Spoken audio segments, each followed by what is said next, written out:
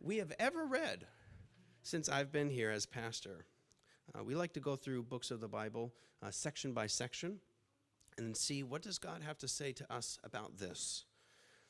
This is a very long section, but I wanted to keep it unified because it really is one section. So in order to help us maybe stay engaged, I printed it off for you, and you'll be able to reference this throughout the sermon as well to see different themes and highlights of this chapter. Now, this chapter is prophecy. It's a prophecy that an angel gave to the prophet Daniel about what would happen under the Persian and Greek kings that would come. They didn't know his name, but Alexander the Great is mentioned in this prophecy a couple hundred years before he ever came.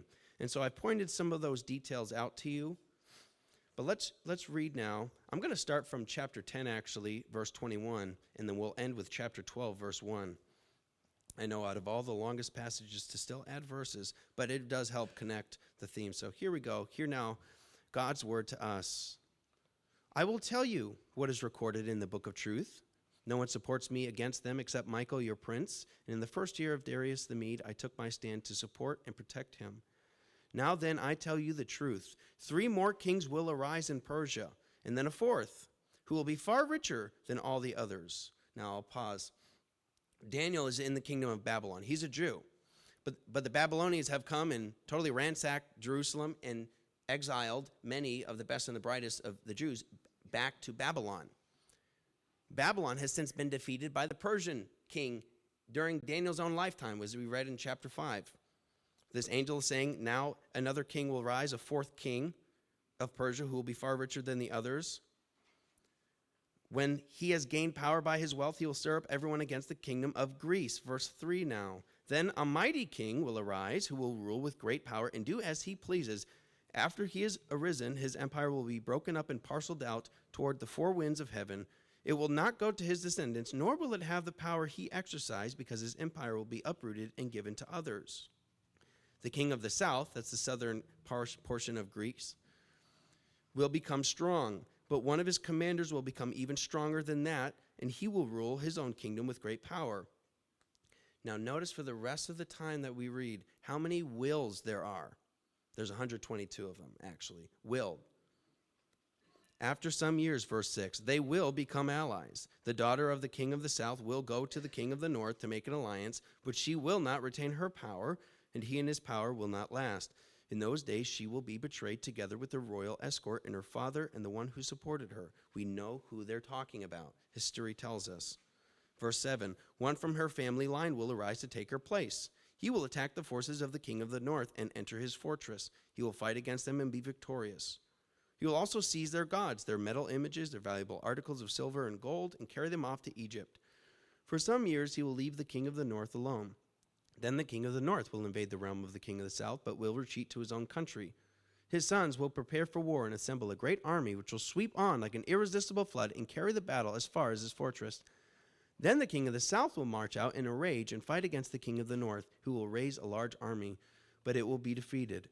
When the army is carried off, the king of the south will be filled with pride and will slaughter many thousands. Yet he will not remain triumphant, for the king of the north will muster another army, larger than the first, and after several years he will advance with a huge army fully equipped.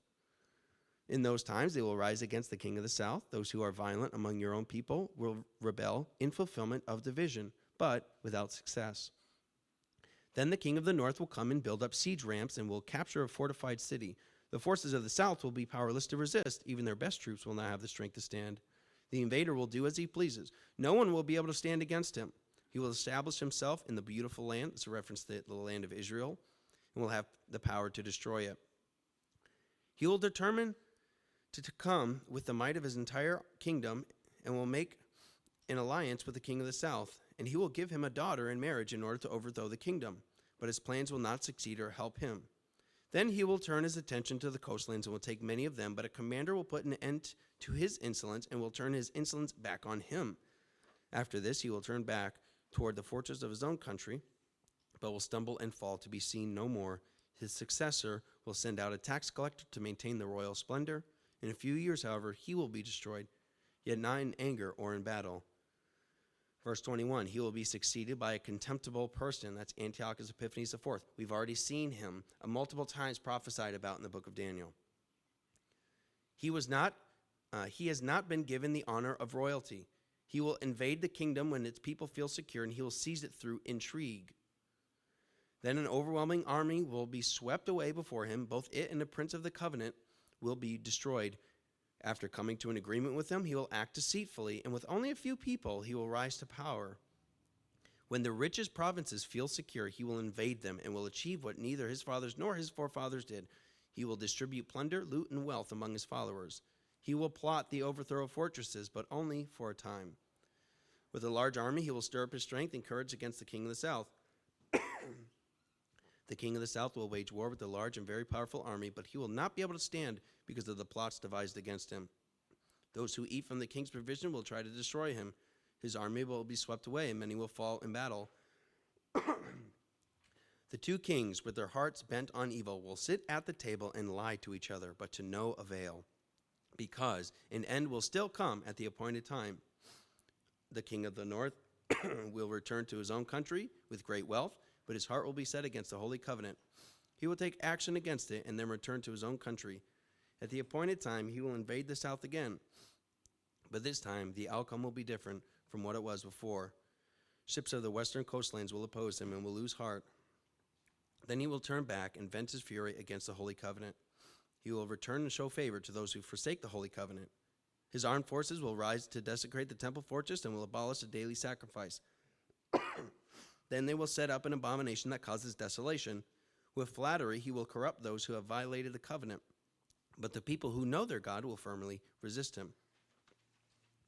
Verse 33, those who are wise will instruct many, though for a time they will fall by the sword, or be burned, or captured, or plundered.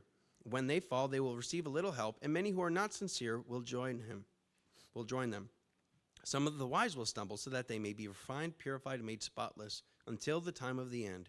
For it will still come at the appointed time.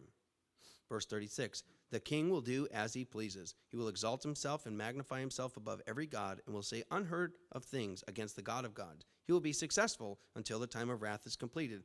For what has been determined must take place. He will show no regard for the gods of his ancestors, or for the one desired by women, nor will he regard any god, but will exalt himself above them all. Instead of them, he will honor a god of fortresses. A god unknown to his ancestors he will honor with gold and silver, with precious stones and costly gifts. He will attack the mightiest fortresses with the help of a foreign god, and will greatly honor those who acknowledge him. He will make them rulers over many people, and will distribute the land at a price. At the time of the end, the king of the south will engage him in battle, and the king of the north will storm out against him with chariots and cavalry and a great fleet of ships. He will invade many countries and sweep through them like a flood. He will also invade the beautiful land. Many countries will fall, but Edom, Moab, and the leaders of Ammon will be delivered from his hand. He will extend his power over many countries. Egypt will not escape. He will gain control over the treasures of gold and silver and all the riches of Egypt, with the Libyans and Cushites in submission. But reports from the east and the north will alarm him, and he will set out in a great rage to destroy and annihilate many. He will pitch his royal tents between the seas at the beautiful holy mountain. Yet he will come to his end, and no one will help him. Then chapter 12, verse 1. At that time, Michael, the great prince who stands watch over your people, will rise up. There will be a time of distress such as has never occurred since nations came into being until that time. But at that time, all your people who are found written in the book will escape. This is God's word. Well, out of all this detail, what do you need to know? What do you need to know? This passage contains a lot of detail about world history, but is it like all other detail and information overload that we receive about world history and current events through the news? What do you need to know? Have you ever thought about that? Do you get the paper? Do you watch the news? Or do you shut all that stuff out? What do you need to know? Some of us love details. Give me the scoop. Tell me everything. Others of us hate details. Just tell me what I need to know, and I'll be good, right? On the one hand, you have people who just shut everything off, need-to-know basis, because they're just inundated with information. They can't take it all in. On the other side, you have people that are eating it all up and trying to get every little last rumor and conspiracy they could find to get as much detail. They don't want to miss anything.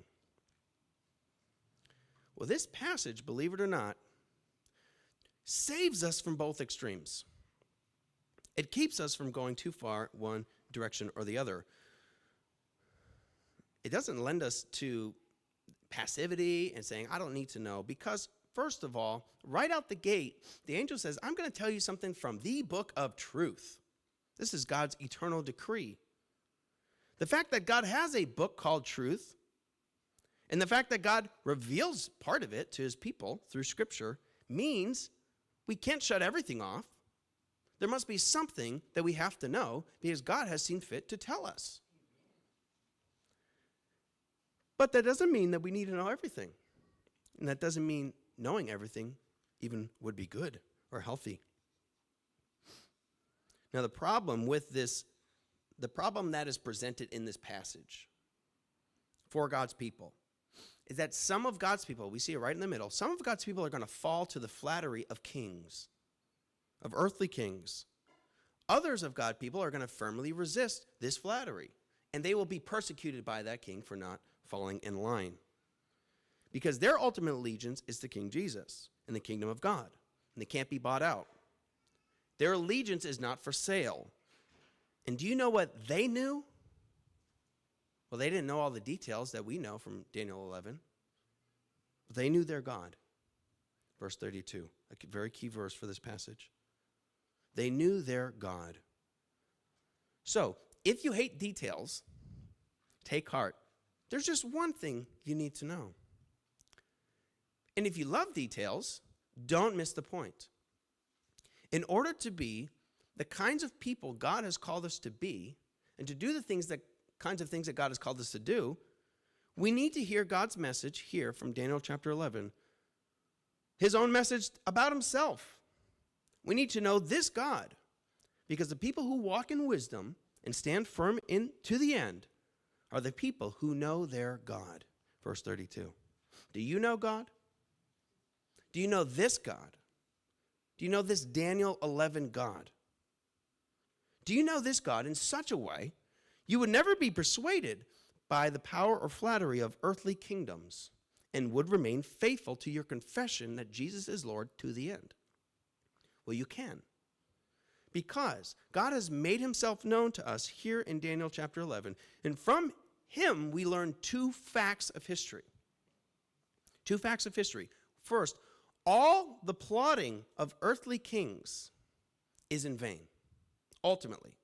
All plotting and schemes of earthly kings is ultimately in vain. Second, God's own purposes will come to pass. God's purposes for history will come to pass. And from this, we kind of come up with a main idea to sum it all up. The main idea, because every kingdom plots in vain. And God's own purposes for history come to pass. We, as God's people, can stand firm in our faith till the end if we know this God.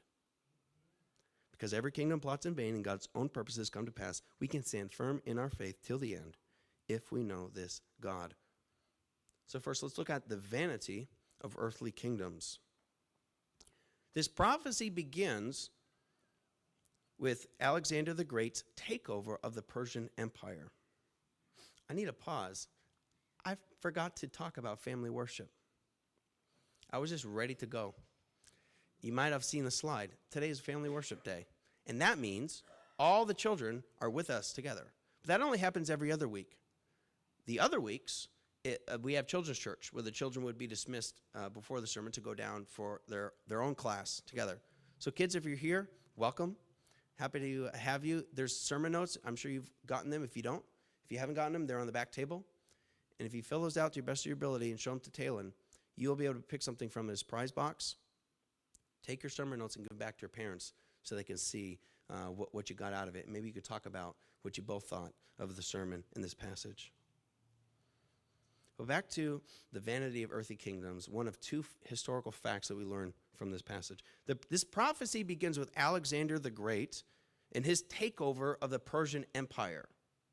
He's already been prophesied about multiple times in Daniel. He's the mighty king that's referred to in verse 3. But it's striking. Should it be striking? how little real estate in this passage Alexander the Great gets? I mean, just verse 3, really. I mean, verse 4 just talks about his downfall. And what is the description about him in verse 3? It's kind of ironic, I think. It says, he will do all that he pleases. That is, of course, until history doesn't care anymore what pleases him. And he falls, and another kingdom comes in place to undo everything that he had done. And who would come after Greece? Anyone know their history? Rome, kingdom of Rome. Right at the beginning of this chapter, we have an illustration of the vanity of earthly kingdoms. And from verses 5 to 20, we read of Greek kings of the north and Greek kings of the south plotting and waging war against each other. Because, of course, as you know, Alexander didn't have any descendants to give his kingdom to, and so it got left to generals and other people in his office, and they constantly fought over his kingdom. We have recorded for us over 150 years of Greek history in detail. And what is the theme? Verse 27 is a good one to pick. Verse 27, 2 kings with their hearts bent on evil will sit at the same table and lie to each other, but to no avail. An end will still come at the appointed time. To no avail. That's another way to say vanity. I wonder, between the two, whose plots and schemes won out in the end? Ultimately, neither. The kingdom of Rome is rising up and will soon wipe away every Greek kingdom and will establish the greatest kingdom on earth at the time, covering more ground than any other kingdom before it. And yet, where is Rome today? Do you see the point? Have you got a glimpse of the big picture yet? Every earthly kingdom plots in vain. This is Psalm chapter 2. Go back and read Psalm chapter 2. Why do the nations rage? In vain do they plot, the author says, and the Lord sits on his throne and laughs. They go back and forth like wind, round and round, ever returning to its course, like a stream flowing into the sea, yet never filling up the sea, since they merely return again from whence they came. That's what the book of Ecclesiastes says in chapter 1. Verse 11 of Ecclesiastes chapter 1.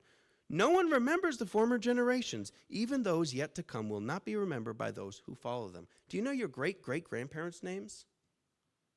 You will one day perhaps be a great-great-grandparent, and no one will remember your name.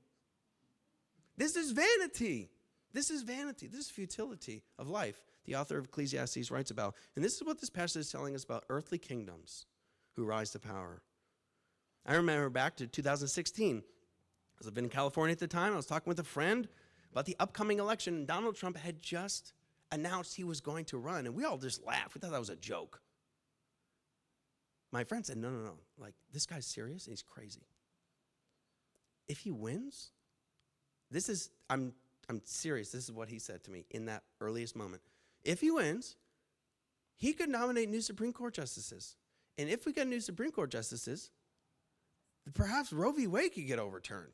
I said, dude, you're nuts. So many little things have to go right for that to happen. There's no way. And yet, that's what happened. A Supreme Court case in 1973 established the right to abortion. Just under 50 years later, it gets overturned. The question is, though, until when? Until the next time it gets established. Not to make you depressed here, but some changes in law are good, some are bad. And if any changes trouble you, just wait. Just wait. Every earthly kingdom plots in vain. Therefore, do not fall to flattery. What do I mean by that? Well, this passage talks about it. Some of God's people fall to the flattery of earthly kings. Verses 21 to 32 describe the reign of one Greek king in particular, a king of the north, Antiochus Epiphanes IV. He is this master of intrigue. He was not an heir to the throne. He actually schemed his way into rising to power. You've already seen him prophesied about in Daniel chapter 7 and 8. And with flattery, verse 32, he will corrupt those who have violated the covenant, but the people who know their God will firmly resist him. This is talking about his reign in the 2nd century BC. If you've heard of the rebellion of the Maccabees, those are the ones who firmly resisted him. Some of God's people, the Jews in the 2nd century BC, got to the point of saying, though, we're tired of this. And so their hearts were primed for flattery. And this is how Antiochus IV rose to power and conquered. He was a deceiver, a master of intrigue. He flatters the Jews living in Israel and convinces them to abandon their God, to turn from all God's ways, to utterly forsake God, depend on him instead, this earthly king. And some of God's people fell for it.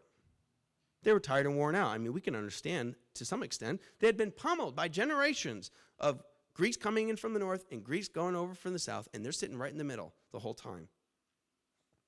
Some of God's people got to the point of saying, we're ready to sell our stock in this kingdom of heaven and buy into a kingdom of earth so that maybe we can finally get what we deserve. One historical record of this time, the book of the Maccabees, shows the fulfillment of this prophecy. It writes, many in Israel took delight in his form of worship, and they began sacrificing to idols and profaned the Sabbath. Others resisted him, and he completely annihilated them. Historical records estimate 40,000 Jews killed in the span of a few days because of their resistance. Antiochus desecrated the temple. He did away with the proper sacrifices of God, brought in pagan prostitutes, searched out copies of the Old Testament to burn them, and more. And some of God's people just went along with it. But never forget, every earthly kingdom plots in vain. And in every age, the people of God are tempted to sell out their stock in the kingdom of heaven and put their ultimate allegiance in the kingdom of the earth. Sometimes it happens because a kingdom is pressuring them with dominant power by persecuting them. It certainly happens in the first century, hundreds of years after Antiochus, under Roman emperors. And it happens today. Other times it happens through persuasion and flattery, though, as happened here with Antiochus IV. When referring to the people of God who do not surrender to the power or persuasion of earthly kingdoms, the angel refers to them as the wise. Twice. The wise, 33 and 35. Why? Because it is foolish to put your allegiance to something that will pass away. It's foolish to place your eternal allegiance in an earthly kingdom. Now, we can, as God's people, and we're called to participate in earthly kingdoms. This is not a call to isolationism, just to get in your little holy bunker. As we see in Daniel's own example throughout this book, he's a Jew working in Babylon for the good of the city. He's actually rising in politics, and he's having great influence. And Babylon is better because Daniel's there. Sandwich should be better because you are here. But in whatever generation we live, we must stand firm as God's people, knowing every earthly kingdom plots in vain. Everything we have been learning from the book of Daniel about the kingdoms of this world is meant to drive us to look for a kingdom which is not of this world. Earthly kingdoms come and go, but there is a kingdom which will last forever. If you're not a Christian and you're with us, or whether maybe you've been coming here for some time visiting us or you're just popping in today, if you're not a Christian, are you searching for a leader, a king, a nation, or a kingdom to solve your ultimate problems and the deepest longings of your heart? Let me remind you, it is foolish to put your ultimate hope in things that pass away. And he is no fool who gives what he cannot keep to gain what he cannot lose. That's why you need to look to Jesus. That's why we display Jesus at this church every Sunday. He is the Son of Man, as prophesied in Daniel chapter 7, who has been given all authority and power and dominion and sovereign power by God the Father. He was sent by God first to redeem the world before coming to judge the world. First, in redeeming the world, he took on a true humanity in order to identify with us before God as a true human. So he could represent us in the heavenly courtroom. He lived a perfectly obedient life, and he died a sacrificial death in the place of those like us who haven't lived a perfectly obedient life. The longings you have in your heart for peace and justice and joy and human flourishing were put in you by your Creator, who made you and created you to know him. He's provided a way for you to know him and be reconciled to him through Jesus. God raised him from the dead. He seated him at his right hand in the heavenly places. He subjected everything under his feet, and he will return again to judge the world when he will crush every nation. Daniel chapter 2. When he will judge the living and the dead. Daniel chapter 12. We'll see that next week. And consummate his eternal kingdom reign. in righteousness, purity, and joy, and blessedness. At the end of the sermon, in a few minutes, we're going to take the Lord's Supper. This will be a time for you, if you don't know the Lord, to pray to God, to repent of your sin, to cling to Jesus in faith alone. Do not bring anything to the table when you come to Jesus. Faith alone, apart from works. Second historical fact that we learn from this passage is that the purposes of God's kingdom come to pass. Kingdoms plot in vain, but every plan of God comes to pass. Now, how many of you have a family calendar? You have a family calendar of some kind that everyone can kind of put their things. If you're not aware, it's a calendar everyone's supposed to be aware of to see what's going on in the family. Catherine and I have a family calendar. It's digital, so we can, from our phones, put things on. So before I schedule an appointment, I'm supposed to look at the family calendar to see what else is going on, see if there's something else in the family that's going on. I swear to you, I look at the family calendar. I promise you, I do. I look at the family calendar. I say, yes, I can do this. And then the day of, I look, and there's something there on the family calendar. It's like, who's making all these appointments? It was clear just a minute ago. This must have been what the Persian and Greek kings were feeling like. Who keeps making all these appointments amid all of my plans? Did it strike you how detailed this passage was? This is way overly detailed. If you're not used to reading the Bible, it's not usually like this. This is very, very detailed. The kings of the north would do this. The kings of the south would do that. We've already seen accurate historical predictions in the book of Daniel from like chapter 2, chapter 8. But now in chapter 11, it comes far greater detailed. Covering over 150 or 70 years of Persian and Greek history, 122 wills in this passage. Others have numbered over 130 predictions. Our God is a meticulous God. He's meticulously detailed. God knows when every sparrow falls. He's numbered every hair on your head. He knows every movement of every member of every military at all times. He knows every plot of every king and the deception they've stored up in their secret thoughts. And he made an appointment for these details. Look back at everything blue on your handout. Everything blue is supposed to emphasize God's sovereign purposes coming to pass. The appointments God has made. Go ahead, Alexander.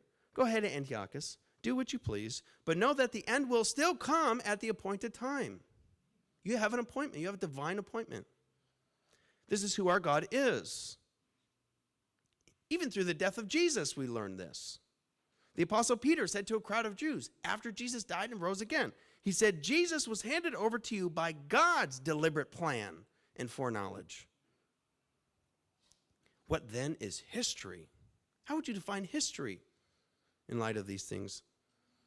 One commentator writes that history is not a simply wind-blown medley of random coincidences, nor is it merely the account of the struggles of long-dead popes and kings involving good-for-nothing men and hardly any women. Rather, history is the account of the working of God's hand accomplishing his sovereign purposes in the lives of men and women in every era. Question is, why would God give us so much historical detail? Well, it's not to give us some secret insider knowledge that no one else is supposed to have. Rather, it's so that, one, we might fix our eyes on where history is going, and number two, to reveal to us the author of history. In a way, we are now coming full circle to where we were in Daniel chapter 1. When Babylon came, it said the Lord gave King Jehoiakim into the hand of King Nebuchadnezzar. Remember that? Out of all the wills in chapter 11, there is one will which compels them all. It is the will of God. Acts chapter 17, the Apostle Paul writes that God has determined every person's appointed times and the boundaries where they live. Well, Daniel chapter 11 is giving us a historical example of that general truth.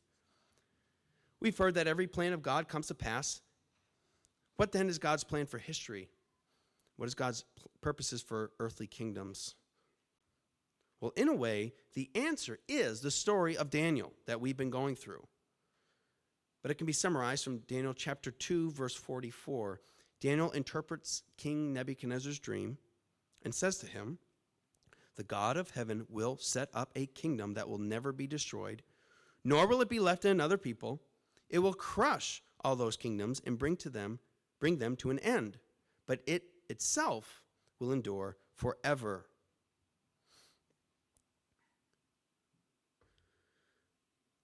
We don't need to know all these things because God knows them. Not only will kings of this earth try to flatter God's people, some will persecute them. We see this progression, though, in 32, in verse 33.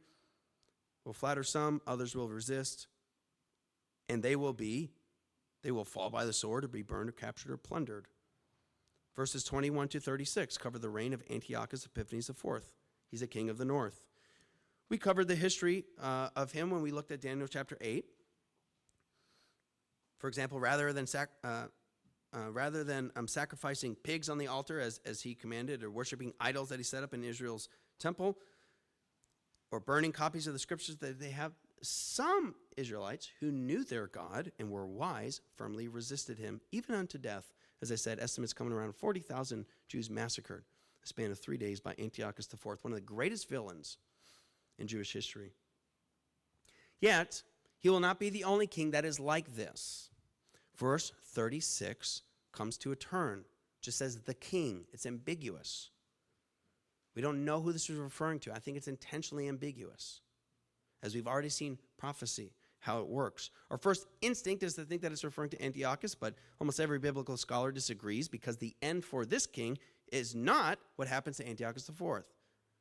There are many other reasons to believe this final section is referring to the end times and the final Antichrist who is to come, according to 2 Thessalonians chapter 2. There's parallels between this passage and what Jesus said about the end times. And we just step back and we're reminded what we've looked at. You can look back at the former sermons online. The cycle of prophecy. Prophecy often acts like a mountain range that has multiple peaks. So you're hiking a mountain, you're trying to get to the peak. You get to the peak and you realize there's still more. There's still more peaks after this one. Prophecy feels much more like Play-Doh than it does plastic. It gets remolded later on down in history. Not that the prophecy changes, it is true, but the reference points of the prophecy, or I should say there are multiple reference points to a prophecy sometimes.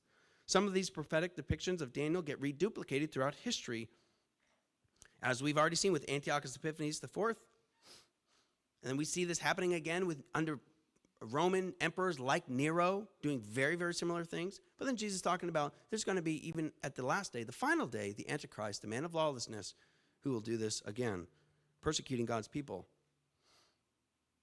According to how Jesus describes the end times, it's only going to get worse. As these antichrists reduplicate themselves like historical clones, they get worse until the final Antichrist, who combines in one both political and religious power of former Antichrist. Look again at the description in chapter 12, verse 1, though. It says, there will be a time of distress such as never occurred since nations came into being until that time. Jesus says something very similar in Matthew 24. Now, they've already experienced this. So Daniel receives this under Persia. The kingdom of Greece comes. Antiochus IV fulfills so much of what was said about him in the book of Daniel. But then, hundreds of years later, Jesus says this. When you see standing in the holy place the abomination that causes desolation, which is referred to in Daniel, spoken through the prophet Daniel, let the reader understand. Then let those who are in Judea flee to the mountains, for then there will be great distress, unequaled from beginning of the world until now, and never to be equaled again. Now, as God's people living in such times of trouble, not only are we troubled by information overload, but sometimes God's people are literally persecuted. I mean, this is happening in Africa, as it has been happening in China. This is no secret anymore. God's people being persecuted for their faith. It can get difficult to carry on in the faith. It can get difficult to persevere under earthly kingdoms. Along the way, we'll be tempted to fall away. That's what the author of Hebrews talks about all the time in the New Testament. But take heart. God commandeers even the hardships of his people. We see this in verse 35. To refine and purify and make them spotless. This is the general principle of Romans 8:28, being played out in history. We know that God works everything together for the good of those who love him and are called according to his purpose. How many things does God work out in agreement with his will? How many things? Is there only certain things, types of things? Everything. To ask it another way, is there anything that God does not work out according to his own purpose? What do you think? Is there anything that God just lets go and does not work out according to his eternal purpose? Answer is no. I'm not making this up. Ephesians chapter 1, verse 11. God works out everything in agreement with the purpose of his will. It's amazing, which is why in the end, chapter 12, verse 1, all your people who are found written in the book of life will escape. So, whatever kind of persecution we might endure, God commandeers for our good, ultimately. And I mean, we can even think about resurrection, which is we're going to look at next week in chapter 12. And all your people who are found written in the book will escape in God's own eternal decree. That's got to be the best will of this whole chapter. We will escape, as sure as the nations plot in vain because of the surety of every plan of God coming to pass, so sure will all of God's people be preserved to the end and vindicated in a resurrection glory to dwell with God forevermore. And that's what we'll look at next week in chapter 12. As the angel told Daniel in chapter 7, the holy people of the Most High will receive the kingdom and will possess it forever. Yes, forever and ever. So know that you don't need to be smarter than every politician. You don't even need to be able to win every argument against those who trouble your faith. You don't need to know all the details about past history, current events, or future prophecy. You need to know the God of history, who holds all the details in his hands. We aren't given portions of God's book of truth so that we could know the past or future, but so that we could know the God of the past or the future. Know the God who causes every earthly kingdom to plot in vain. Know the God who brings to pass anything and everything that is pleasing to his sight, the God whose purposes no man can thwart, the God who established an unshakable kingdom through Jesus' death and resurrection, the God who pursued you and me, though we are lost and dead in sin. You just need to know this God. Do you know him? There's no better way to get to know him than by reading and studying his word, as we do here at Forest Hill Church. And there's no better person to teach you about him than Jesus Christ. So be sure to join us in this new year, because we're going to pick back up in the Gospel of John. We'll read shorter passages, I promise, as we walk with Jesus through the Gospel of John. And if you know this God, pursue him. Pursue him all the more, Christian. Your ability to stand firm till the end will increase as you get to know this God. I'll end with these two verses from the book of Hebrews, chapter 10, 3 verses. He writes to the church in the first century, you suffered along with those in prison and joyfully accepted the confiscation of your property because you knew that you yourselves had a better and lasting possession. Therefore, do not throw away your confidence. It will be richly rewarded. You need to persevere so that when you have done the will of God, you will receive what he has promised. Amen. That's good news. Well, at this time, we're going to turn to take the Lord.